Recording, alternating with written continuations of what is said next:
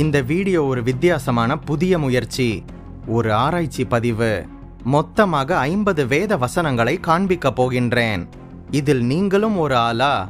இதில் சொல்லப்பட்டிருக்கின்றவைகளைப் போலவே நானும் இப்படிப்பட்டவனாக இப்படிப்பட்டவளாக இருக்கின்றேனா என்று உங்களை நீங்களே சோதித்தறியும் தற்பரிசோதனை கேள்விகளை நீங்களே கேட்டுக்கொள்ளுங்கள்.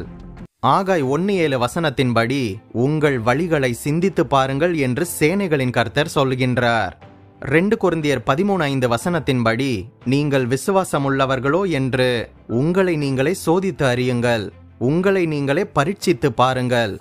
சங்கீதம் 139 1-6, 23, 24, 1 யோவான் 3:20, 1 கொரிந்தியர் 10-11 வசனங்களை பின்பாக வாசித்து பாருங்கள். சரி, 50 விஷயங்கள் பற்றி வசனத்தோடு பார்ப்போம். ஒருவேளை நமது சேனல் நோட்டிபிகேஷன்ஸ் உங்களுக்கு வரவில்லை என்றால் பெல் பட்டனை கிளிக் செய்து ஆல் என்கின்ற ஆப்ஷனை செலக்ட் செய்து கொள்ளுங்கள். முதலாவதாக, கர்த்தருக்கு பயப்படுதலை தெரிந்து கொள்ளாமல் போனார்கள் என்று நீதிமொழிகள் 1:29 வசனம் சொல்கின்றது. இரண்டாவதாக, உன் பலனாகிய கன்மலையை நீ நினையாமல் உன் இரட்சிப்பாகிய தேவனை மறந்தாய் என்று ஏசாயா 17:10 சொல்கின்றது. மூன்றாவதாக, தங்கள் இரட்சகரான தேவனை மறந்தார்கள் என்று சங்கீதம் 106:22 வசனம் சொல்கின்றது. நான்காவதாக, கொழுத்து ஸ்தூலித்து நினம் துண்ணின போது தன்னை உண்டாக்கின தேவனை விட்டு தன் இரட்சிப்பின் கண்மலையை அசட்டை பண்ணினான் என்று உபாகமம் 32:15-17 சொல்கின்றது. ஐந்தாவதாக, உன்னை ஜெனிப்பித்த கண்மலையை நீ நினையாமல் போனாய், உன்னை பெற்ற தேவனை மறந்தாய் என்று உபாகமம் 32:18 சொல்கின்றது. ஆறாவதாக, என் ஜனங்களோ எண்ணி முடியாத நாட்களாய் என்னை மறந்து விட்டார்களே என்று எரேமியா 2:32 சொல்கின்றது. ஏழாவதாக, நீ உன் தேவனுடைய வேதத்தை மறந்தாய் என்று ஓசியா 4:6 சொல்கின்றது.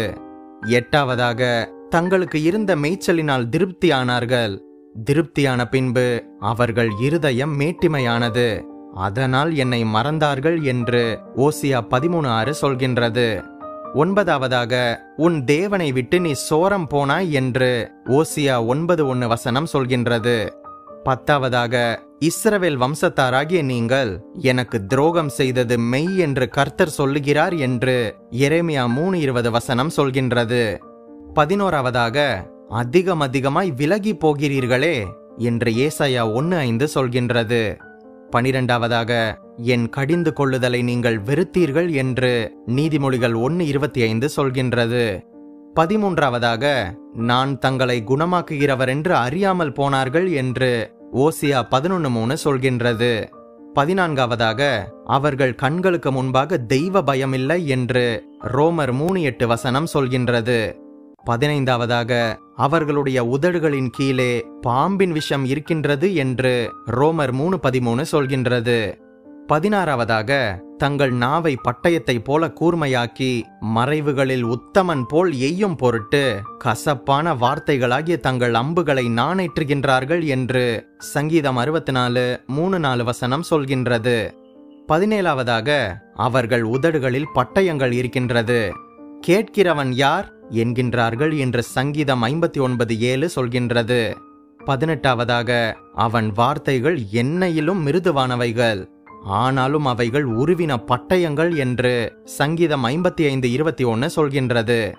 19ஆவதாக, எரேமியாக்கு விரோதமான ஆலோசனை செய்வோம் வாருங்கள், இவன் வார்த்தைகளை நாம் கவனியாமல் இவனை நாவினால் வெட்டி போடுவோம் வாருங்கள் என்கின்றார்கள் என்று எரேமியா 18:18 வசனம் சொல்கின்றது. 20ஆவதாக, அவர்கள் அக்கிரமத்தின் பேரில் பரிதாகமாக இருக்கின்றார்கள் என்று ஓசியா 4:8 சொல்கின்றது. 21ஆவதாக, அவர்கள் தங்கள் இச்சையை வெறுக்கவில்லை என்று சங்கீதம் 78:30 சொல்கின்றது. 22ஆவதாக, அவர் செய்த அதிசயங்களை அவர்கள் நம்பாமல் அதற்கு பின்பும் பாவம் செய்தார்கள் என்று சங்கீதம் 78:32 சொல்கின்றது. 23ஆவதாக, என் வேதத்தின் மகத்துவங்களை அவர்களுக்கு எழுதி கொடுத்தேன், அவைகளை அந்நிய காரியமாக எண்ணினார்கள் என்று ஓசியா 8:12 வசனம் சொல்கின்றது. 24ஆவதாக, இவர்கள் கலகமுள்ள ஜனங்களும் பொய் பேசுகின்ற பிள்ளைகளும் கர்த்தருடைய வேதத்தை கேட்க மனதில்லாத புத்திரருமாக இருக்கின்றார்கள் என்று ஏசாயா 30:9 வசனம் சொல்கின்றது. 25வதாக, இந்த ஜனங்களோ முரட்டாட்டமும் கலகமுமான இருதயமுள்ளவர்கள், முரட்டாட்டம் பண்ணி போய்விடுகின்றார்கள் என்று எரேமியா 5:23 சொல்கின்றது. 26வதாக, குருவிகளால் கூண்டு நிறைந்திருக்கிறது போல அவர்கள் வீடுகள் கபடங்களால் நிறைந்திருக்கின்றது, ஆதலால் அவர்கள் பெருகி ஐஸ்வர்யவான்களாகின்றார்கள் என்று எரேமியா 5:27 சொல்கின்றது. 27வதாக, நீ என்னை விட்டு போய் மற்றவர்களுக்கு உன்னை வெளிப்படுத்தினாய் என்று ஏசாயா 57:8 சொல்கின்றது. 28வதாக, கர்த்தருடைய வசனம் அவர்களுக்கு நிந்தையாக இருக்கின்றது, அதன் மேல் அவர்களுக்கு விருப்பமில்லை என்று எரேமியா 6:10 சொல்கின்றது. 29வதாக, அவர்கள் தானியத்திற்காகவும் திராட்சை ரசத்துக்காகவும் கூடுகின்றார்கள், என்னை வெறுத்து விலகி போகின்றார்கள் என்று ஓசியா 7:14 கூறுகின்றது. 30வதாக, வேசித்தன ஆவி அவர்களை வழி தப்பி திரிய பண்ணிற்று என்று ஓசியா 4:12 சொல்கின்றது. 31வதாக, விபச்சாரக்காரரோடும் உனக்கு பங்கு உண்டு என்று சங்கீதம் 50:18 சொல்கின்றது. 32வதாக, அவர்கள் மகா மாறுபாடுள்ள சந்ததி, உண்மையில்லாத பிள்ளைகள் என்று உபாகமம் 32:20 சொல்கின்றது. 33வதாக, அது நல்ல திராட்சை பழங்களை தருமென்று நான் காத்திருக்க அது கசப்பான பழங்களை தந்ததென்ன என்று ஏசாயா 5:4 சொல்கின்றது. 34வதாக, அவர்கள் தங்கள் முகத்தை அல்ல தங்கள் முதுகை எனக்கு காட்டினார்கள் என்று எரேமியா 2:27 சொல்கின்றது. 35வதாக, உங்கள் பக்தி காலையில் காணும் மேகத்தை போலவும் விடியற் காலையில் தோன்றும் பனியை போலவும் ஒளிந்து போகிறது என்று ஓசியா 6:4 சொல்கின்றது. 36வதாக, யூதா என்கின்ற அவளுடைய சகோதரியான துரோகி கள்ளத்தனமாக திரும்பினாளே அன்றி முழு இருதயத்தோடும் என்னிடத்தில் திரும்பவில்லை என்று கர்த்தர் சொல்லுகிறார் என்று எரேமியா 3:10 சொல்கின்றது. 37வதாக, அவர்கள் தங்கள் தேவனிடத்திற்கு திரும்புவதற்கு தங்கள் கிரியைகளை சீர்படுத்த மாட்டார்கள், வேசித்தன ஆவி அவர்கள் உள்ளத்தில் இருக்கின்றது, கர்த்தரை அறியார்கள் என்று ஓசியா 5:4 சொல்கின்றது. 38வதாக, அவர்கள் எல்லாரும் விபச்சார கள்ளர் என்று ஓசியா 7:4, நீதிமொழிகள் 7:6-27 சொல்கின்றது.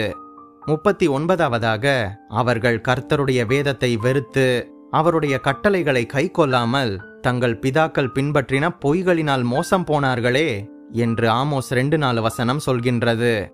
40வதாக, அவன் மனைவியோ பின்னிட்டு பார்த்து உப்புத்தூணானாள் என்று ஆதியாகமம் 19:26, லூக்கா 17:32 சொல்கின்றது. 41வதாக, உங்கள் மீறுதல்கள் மிகுதி என்றும் உங்கள் பாவங்கள் பலத்ததென்றும் அறிவேன், நீதிமானை ஒடுக்கி பரிதானம் வாங்கி ஒளிமுக வாசலில் ஏழைகளின் நியாயத்தை புரட்டுகின்றீர்கள் என்று ஆமோஸ் 5:12 சொல்கின்றது. 42வதாக, நீ குற்றமாக தீர்க்கின்றவைகள் எவைகளோ அவைகளை நீயே செய்கின்றாய் என்று ரோமர் 2:1 சொல்கின்றது. 43வதாக, யோனாவோ வென்றால் கர்த்தருடைய சமூகத்தினின்று விலகி கப்பலின் கீழ்த்தட்டில் இறங்கி போய் படுத்துக்கொண்டு அயர்ந்த நித்திரை பண்ணினான் என்று யோனா 1:3-5 சொல்கின்றது. 44வதாக, தேவனுடைய நாமம் புறஜாதிகளுக்குள்ளே உங்கள் மூலமாக தூஷிக்கப்படுகின்றதே என்று ரோமர் 2:24 சொல்கின்றது. 45வதாக, நியாயத்தை நஞ்சாகவும் நீதியின் கனியை எட்டியாகவும் மாற்றினீர்கள் என்று ஆமோஸ் 6:12 சொல்கின்றது.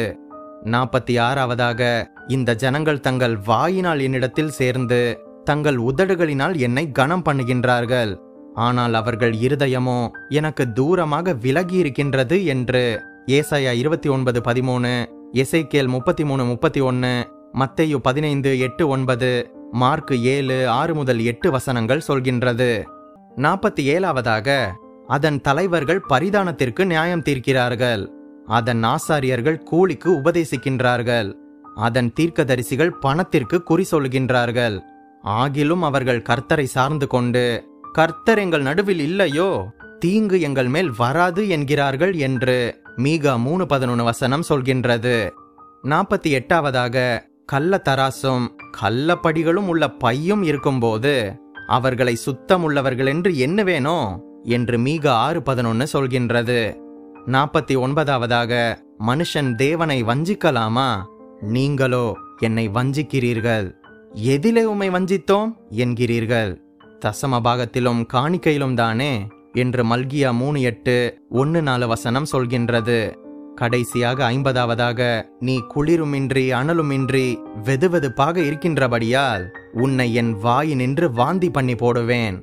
ஆவியினாலே ஆரம்பம் பண்ணின நீங்கள் இப்பொழுது மாம்சத்தினாலே முடிவு பெற போகின்றீர்களோ என்று வெளிப்படுத்தல் 3:15-16, கலாத்தியர் 3:3 சொல்கின்றது.